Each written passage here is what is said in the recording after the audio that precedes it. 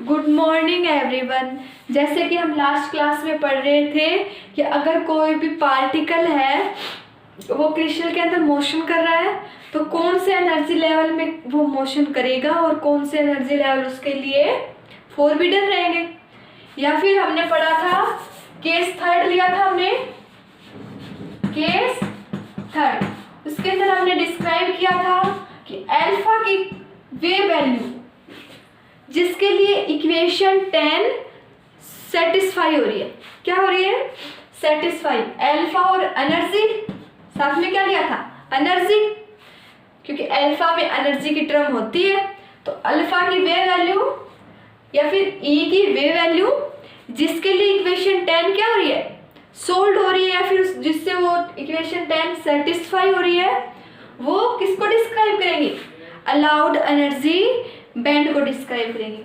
और वे वैल्यू जो जिनसे वो सेटिस्फाई नहीं हो रही 10th इक्वेशन, तो वो किसको डिफाइन करेंगे? फॉरबिडन एनर्जी बैंड को डिफाइन करेंगे। ठीक है, हम किसी भी पी की आर्बिट्रेरी वैल्यू लेके हम इक्वेशन 10 को सॉल्व नहीं कर सकते। कुछ फिक्स वैल्यू होती है पी की, उसी के अकॉर्डिंग हम इसको क्या कर सकते हैं? सॉल्व कर सकते हैं। अदरवाइज हम उस इक्वेशन नंबर 10 को सॉल्व नहीं कर सकते। तो इक्वेशन नंबर 10 क्या होती है? इक्वेशन नंबर 10 होती है P into sine alpha a upon alpha a plus cos alpha a is equal to cos के इंटू ए। ये क्या थी? इक्वेशन नंबर 10 थी ना। ठीक है, तो P की किसी भी आर्बिट्रेरी वैल्यू के लिए हम इस इक्वेशन को सॉल्व नहीं कर सकते। अब हम मान के चलेंगे, मान लो इसकी एक वैल्यू ले ली हमने P is equal to 3 pi by 2। Let value of P is equal to क्या मानना है हमने? 3 पाई बाई 2। तो इस पर्टिकुलर वैल्यू के अकॉर्डिंग हम क्या करेंगे? लेफ्ट हैंड साइड, इक्वेशन 10 के लेफ्ट हैंड साइड क्या है? क्या है? P की जगह क्या रखना है? 3 pi by 2 and sine alpha a upon alpha a plus cos alpha a. ये है लेफ्ट हैंड साइड। इस लेफ्ट हैंड साइड और अल्फा ए के बीच में हम क्या करेंगे? एक ग्राफ ड्रॉ करेंगे। क्या करेंगे? एक ग्राफ ड्रॉ करेंगे। देखो वो ग्राफ कैसा आता है?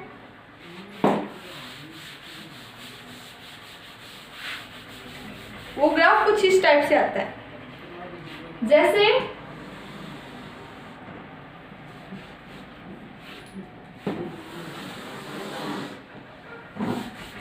ये तो लेफ्ट हैंड साइड की वैल्यू हो गई। इधर तो क्या लेंगे? Value of left hand side, और इधर वैल्यू लेंगे अल्फा ए की।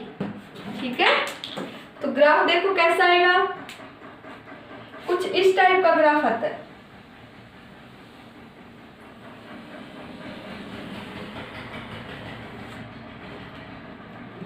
ठीक है,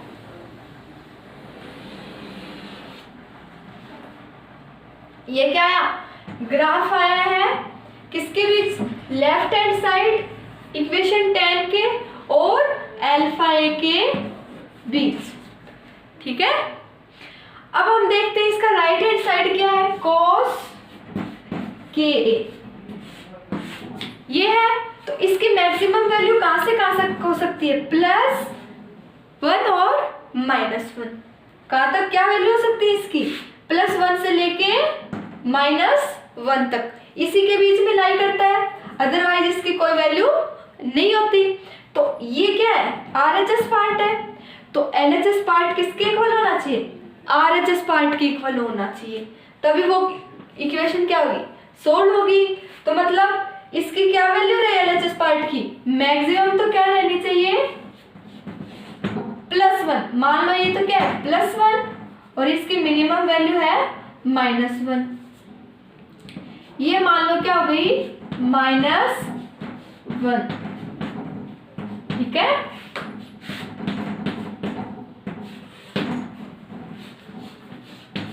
क्योंकि इसी वैल्यू में या फिर इसी एनर्जी लेवल में ही इलेक्ट्रॉन क्या करता है, मोशन करता है। इसी रीजन के अंदर इलेक्ट्रॉन क्या करेगा, मोशन करेगा, अदरवाइज इलेक्ट्रॉन उस रीजन में मोशन नहीं करेगा। तो ये रीजन देखो, यहाँ तो क्या गई, लेफ्ट हैंड साइड की वैल्यू +1, तो इससे ऊपर वाले रीजन में तो ये मोशन जा नहीं सकता, क्योंकि ये इतनी वैल्यूज की अलाउड है, क्योंकि RHS पार्ट की वैल्यू मैक्सिमम कितनी हो सकती है, +1 और मिनिमम -1। इसी के बीच में वो क्या करेगा, मोशन करेगा। तो ये क्या हो गया, सेकंड पॉइंट। तो ये रीजन आ गया। ऐसे ही ये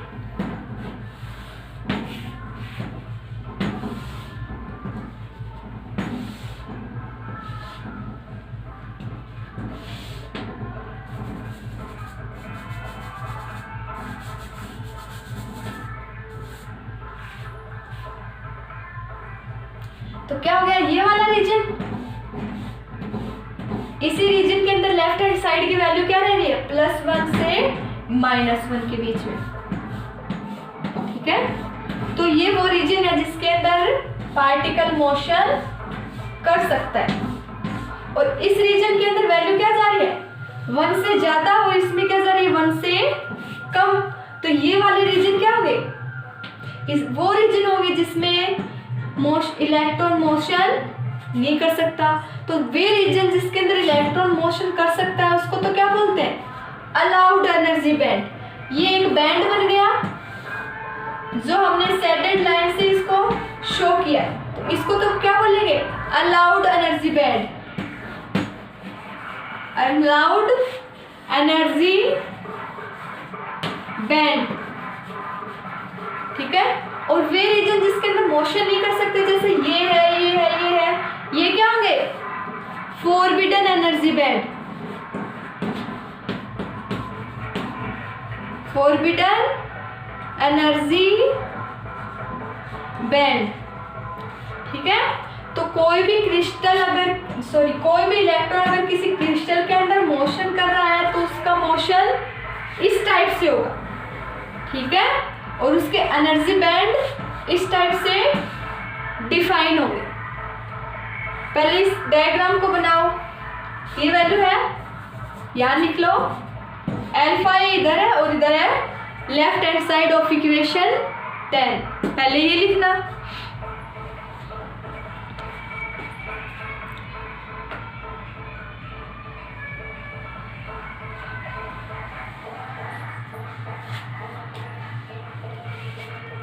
लिख लिया। अब इसके नीचे लिखो, हमने जो आपको डिफाइन किया वो लिखना है। क्या क्या किया इसके अंदर, since the RHS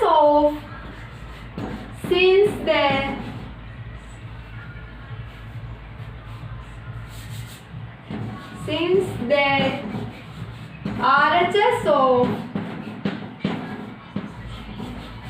equation 10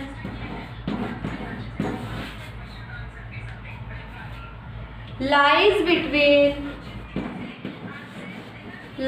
between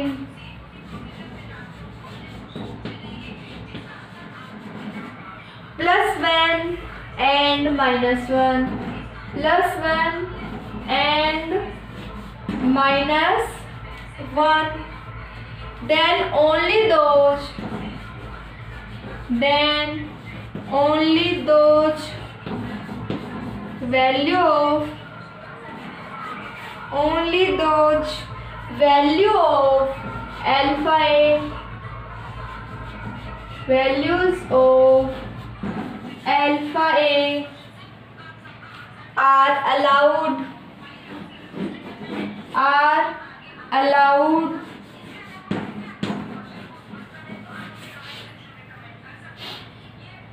for which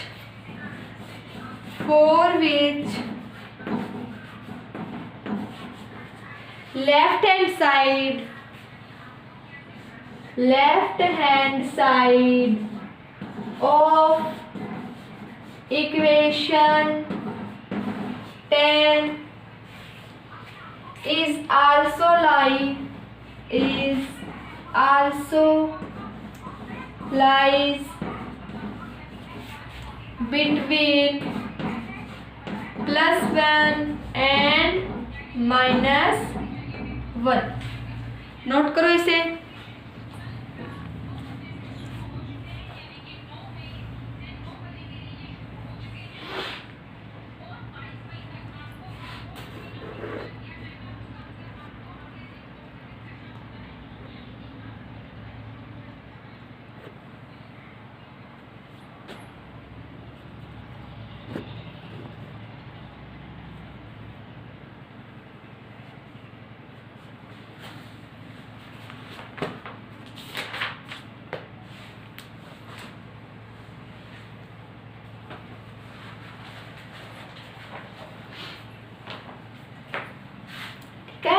आगे लिखो।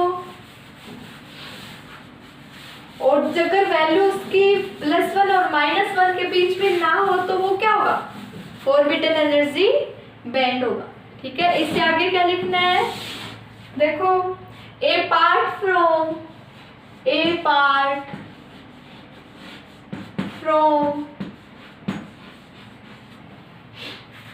it, those values of या फिर those values are impossible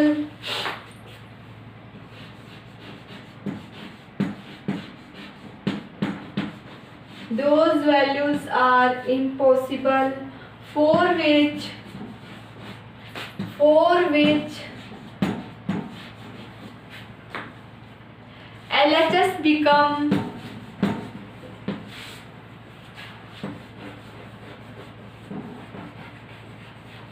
LHS becomes beyond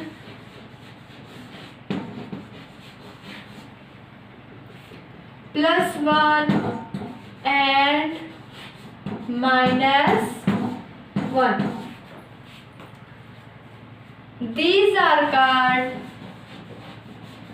These are called forbidden energy band.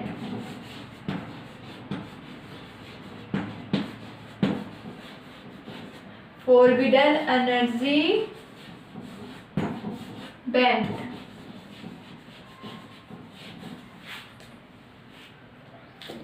In which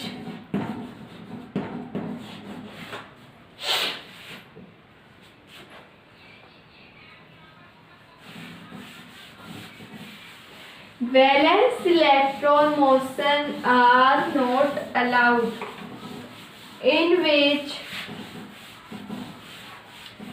valence electron motion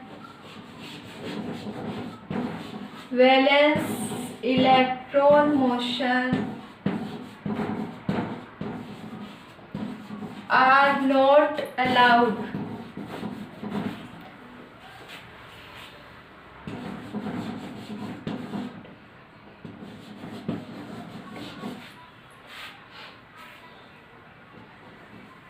क्या? नोट करो इसे।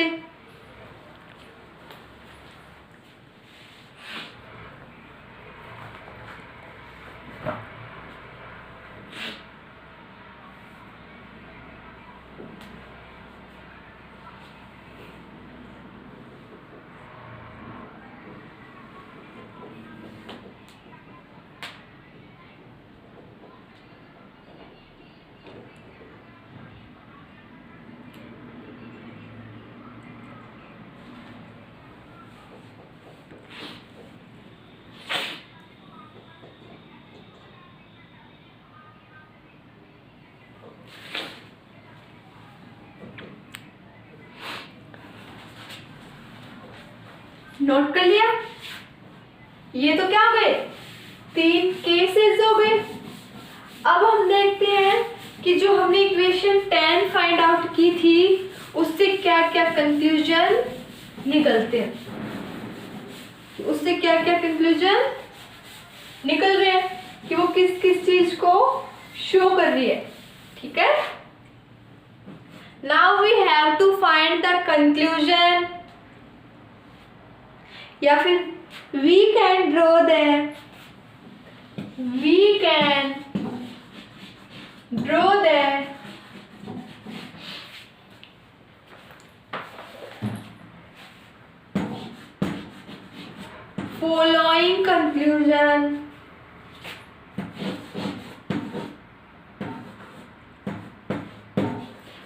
following conclusion.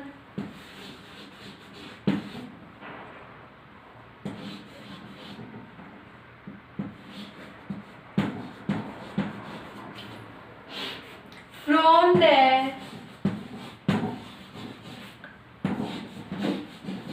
Cronin Penning model. Cronin Penning model.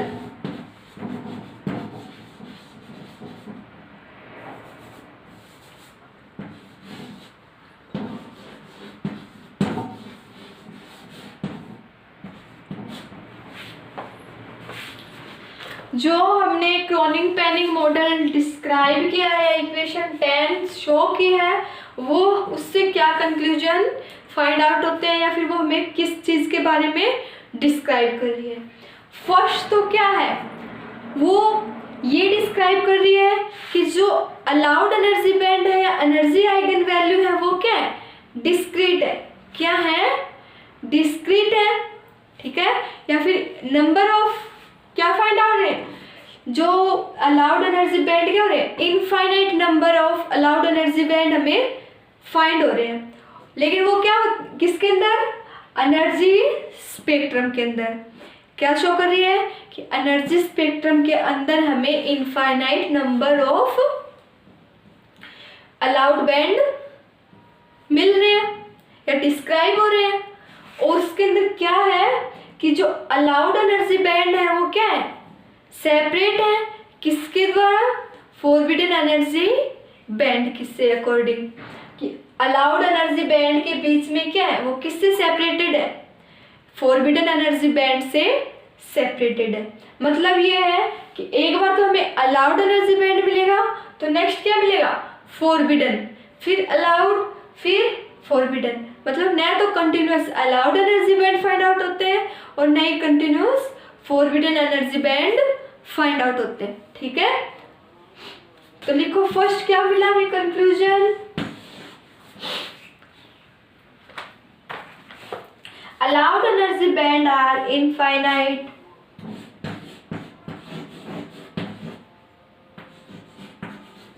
Allowed energy band are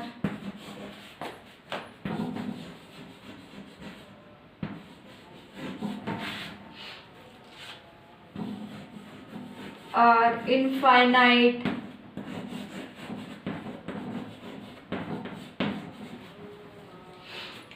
in number, infinite in number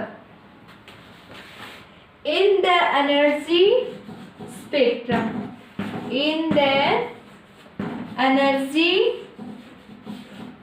spectrum,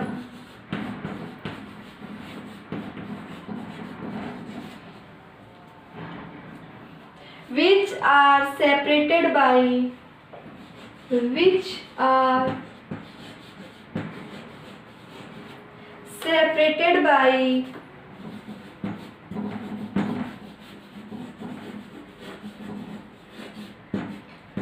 separated by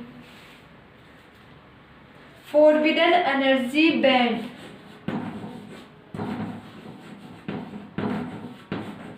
forbidden energy band.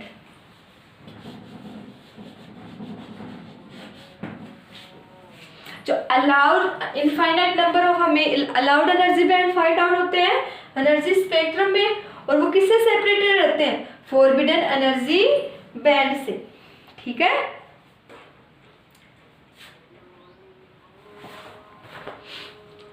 Note कर लो इसे।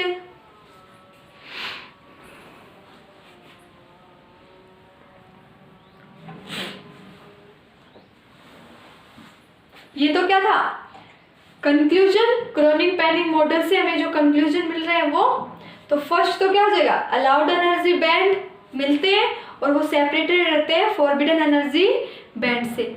और आगे के conclusion हम next class में करेंगे। Thank you.